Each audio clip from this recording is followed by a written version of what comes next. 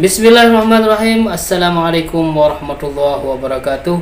Saya Malikul Saleh SSI mengucapkan marhaban ya Ramadan.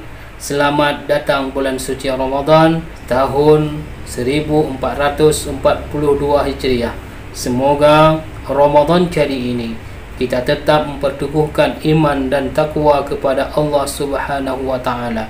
Biarpun kita dalam keadaan masih pandemi 19, mari kita terus tingkatkan keistiqamahan kita mengisi balai-balai pengajian, mengisi tempat-tempat ibadah untuk meningkatkan ketakwaan kepada Allah Subhanahu wa taala.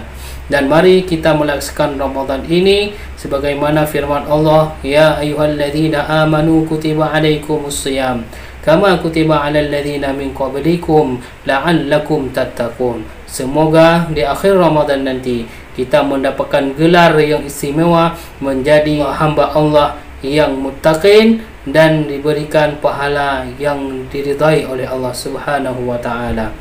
Kemudian kita tetap menjaga, yaitu 3M.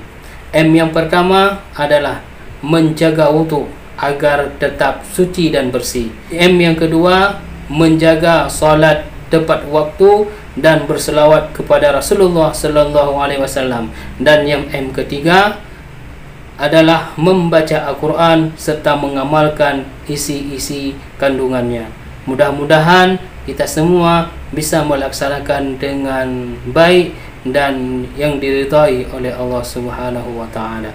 Khairul kalam. Assalamualaikum warahmatullahi wabarakatuh.